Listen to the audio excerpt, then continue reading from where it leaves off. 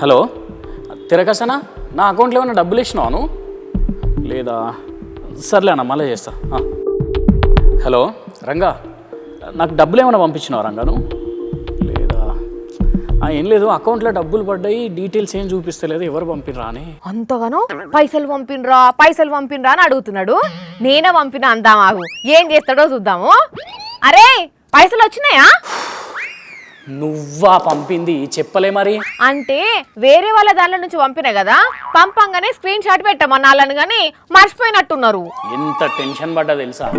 అయినా నాకెందుకు పంపినావు? ఏం చెప్పాలి? పెద్దమ్మ చీర కొనుక్కరమ్మన్నది, నా దగ్గర ఉంటే ఖర్చు అయిపోతాయని నీకు పంపినా. చీర కోసం పంపినవా? ఎంత ఎంత అంటే అది హడావిడిలో కొట్టించిన కదా, కరెక్ట్ గా గుర్తు లేదు. 5,000 వేసినట్టున్నారు. 5,000?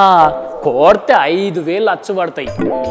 నాకొచ్చినాయే 155 రూపాయలు, నాకొచ్చినాయే 155 రూపాయలు. ఈమెనట 5,000 పంపిందట. 5,000 కుక్కిట్లో పైసలు కొట్టేద్దామని అనుకున్నావా? ఈసోండి దాని అనుకోలేదు నేను నిన్ను. చాలు హ్యాపీగా కొట్టేస్తందుకు అవేమన్నా లచ్చలా? 155 రూపాయలు. ఎంతైనా పైసలే కదనబ్బా, పోగొట్టుకున్న వాళ్ళకి తెలుస్తుంది ఆ బాధ. అబ్బో, నీ లోపట ఈ యాంగిల్ కూడా ఉన్నదా? అక్కరకు పెట్టుకున్న పైసలు పోతే ఆ బాధ ఎట్లుంటుందో తెలుసా నీకు? ఏందిరో, ఎన్నడన్నా పోయినాయా ఏంది నీ పైసలు కూడా? చిన్నప్పుడు మా చిన్నమ్మ చెకోడీలు కొనుక్కోరా అని చారానిస్తే చినిగిపోయిన చెడ్డీలు వేసుకున్నా. చినిగిన చెడ్డీల నుంచి సిక్కి జారిపోయింది. దోస్తుగాళ్ళ ముందు నా ఇజ్జత్ పోయింది. అందరూ కరకరా కరకరా అని చెకోడీలు నములుతుంటే నేను ఇట్లా ఖాళీగా కూర్చున్నా. తర్వాత ఇంకో చారానిచ్చిన దుకాణంలోకి పోతే చెకోడీలు లేవన్నారు. ఆ రోజు ఇంకా యాదుకున్నది వాణి నాకు. నువ్వింత మంచోని అనుకోలేదురా నేను. సారీ. నాదేమున్నది లేబ్బా, రీటా కంటే గొప్పన్నా, నాగరాజు అన్న కంటే మంచోన్నా. రీటా నాగరాజా? ఉత్తరప్రదేశ్లో ఉండే రీటా అనే అక్క అకౌంట్లో 10 కోట్ల రూపాయలు పడ్డాయట. 10 కోట్ల?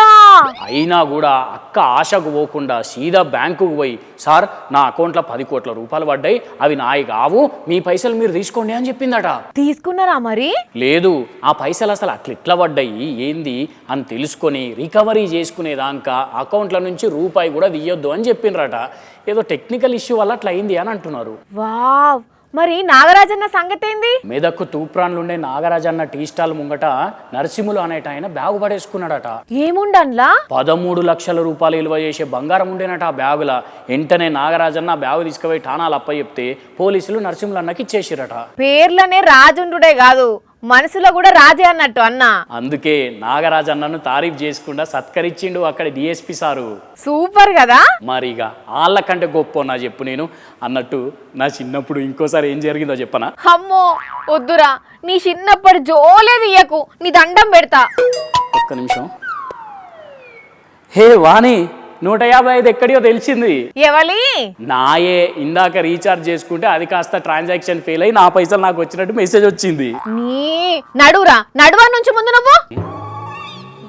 కానీ నిజంగా కోట్ల రూపాయల అకౌంట్లో పడితే వెనకకిచ్చుడు, లక్షల రూపాయల బంగారం దొరికితే పట్టుకపోయి ఇచ్చుడైతే మామూలు ముచ్చట కాదులే. మళ్ళొకసారి రీటా అక్కకు, నాగరాజన్నకు గరం తరపున హ్యాట్స్ ఆఫ్.